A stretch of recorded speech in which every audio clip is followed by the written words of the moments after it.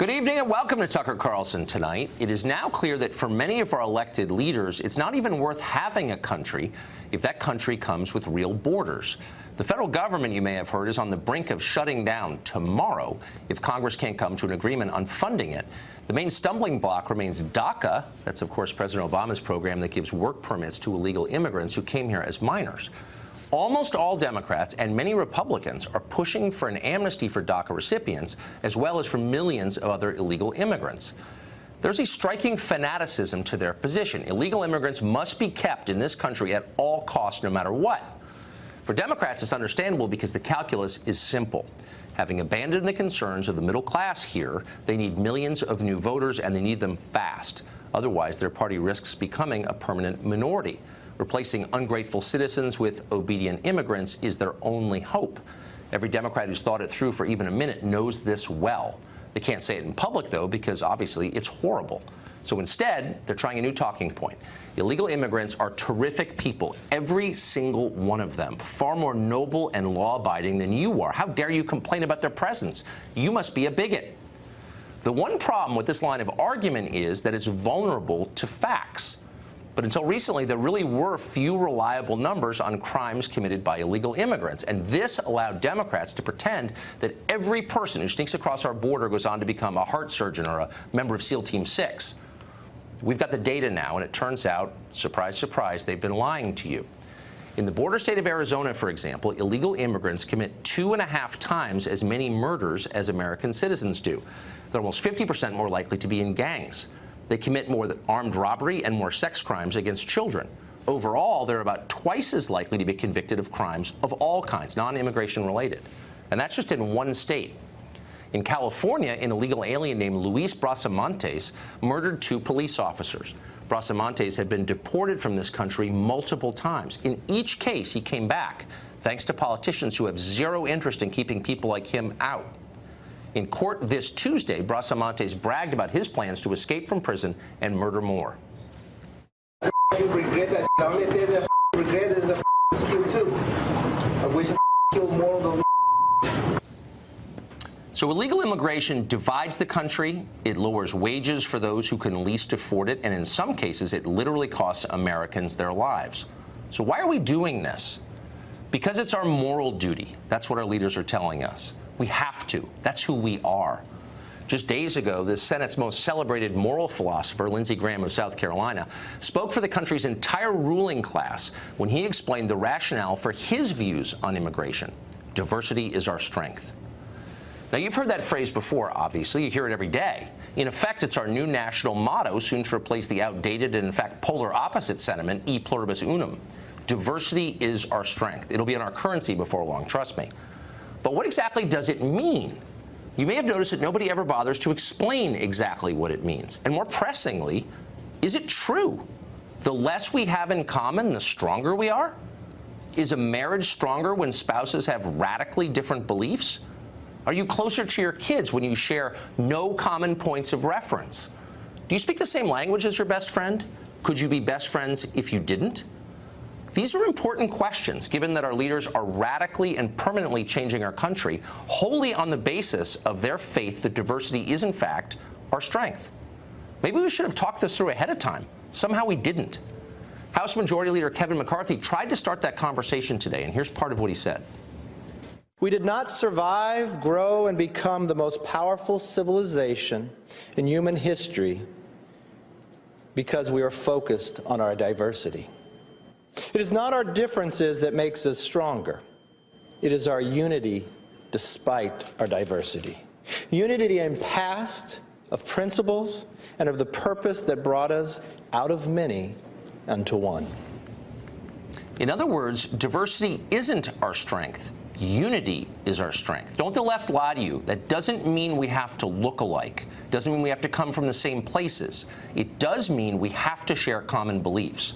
Otherwise, we'll hate each other, and the whole enterprise will fall apart. That's true in families, it's true in friendships, and it's true in countries, too. You already knew that because it's obvious. Our leaders spend most of their time denying it. They're lying to us. Kate Gallego is a Phoenix City Council member. She's running for mayor in that city, and she supports the continuation of DACA. She joins us tonight.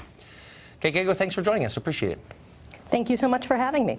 So trying to think through how legalizing people who are here illegally helps American citizens. In Arizona, we have some data on this because the state passed, as you know, one of the toughest anti-immigration laws in the country in 2010.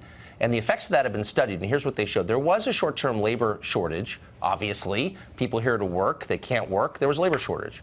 But over time, automation made up for it, and wages went up for American workers. Costs, meanwhile, went down. Prison costs went down, education costs went down dramatically by hundreds of millions of dollars. So given that we know that, why does it help the economy to legalize people here illegally? Right now, the city of Phoenix is the fastest growing city in the entire country. We added more people in 2016 than on any other city, and we're constrained by our workforce right now.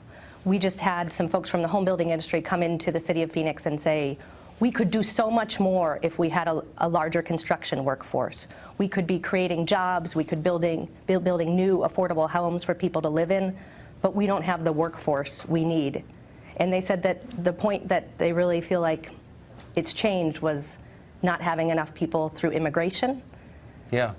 We're well, a lot of losing employers, I bet they feel Arizonans that are way. losing out. Yeah, a lot of employers make that case, and they mean it. They want obviously cheaper labor. I think all employers do. Why wouldn't they? But if that's true, if more illegal immigrants make a place richer, then how many specifically do you think Arizona or Phoenix needs? How many illegals do you need in your city to make it richer? Would more be better? How about 10 million? Would that make it even richer? Right now, we are desperately concerned about our DACA recipients who are in our city. Arizona has 28,000 DACA recipients who have been great members of our community, who went to our high schools, were educated here. We've been investing in them for years. Now they're ready to give back, and we're worried about their future right now. Our Republican governor has stepped up and said, they're an important part of our economy. We want them to stay. Right. But you just said that. I mean, I just want to get to the nub of it, though, because I think it's a big deal. I mean, once you legalize people, they vote, they bring their relatives, it changes a place, maybe for the better, maybe for the worse, but we should be clear about the effects, I think. I think you'd agree. So if bringing in more people illegally and making them citizens makes you more prosperous, then why wouldn't you bring in 10 million and become really, really rich? Would that work?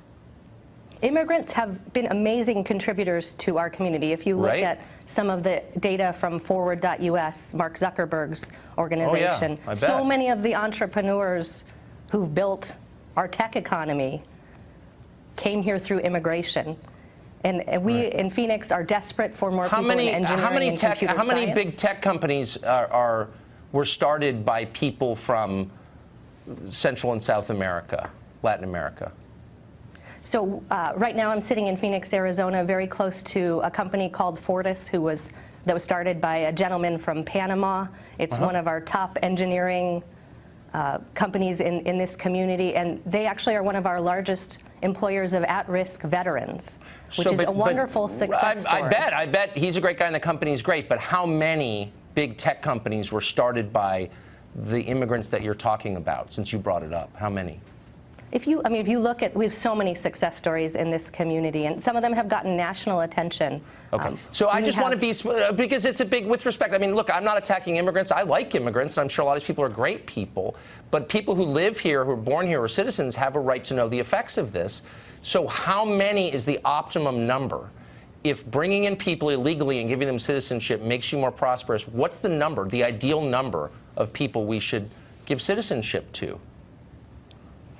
Our country and our community was built by immigration, and we have so many stories in this community. So I know stories, but I'm looking for facts, and I think it's fair to ask for facts. So John Lott, who's a researcher, a social scientist, got a hold of the conviction numbers, which the government of the state of Arizona has hidden from the population, because it's lying to the population about the effects of immigration, as you know. And he found that illegal immigrants in the state of Arizona were more than twice as likely to commit murder, and overall far more likely to commit crimes of all kinds, not immigration crimes, but violent and property crimes. So given that, those are facts, how can you reassure the residents, the legal residents of Arizona of all backgrounds, that this is good for them? I don't understand. We and cities throughout our community have seen great success stories when people feel like they can work with the police department and there's trust. So we've had folks who did not have legal immigration status, but were willing to work with our police department and have been very important in helping us, particularly with drug-related crimes. But and do making you it a acknowledge? safer Do you acknowledge the reality of what I just said? So this study, which got a hold of Arizona state numbers, which I think are legitimate, says that people illegally in Arizona are far more likely to commit serious crime. Do you not believe that? Are you just ignoring it, or what's your response to that?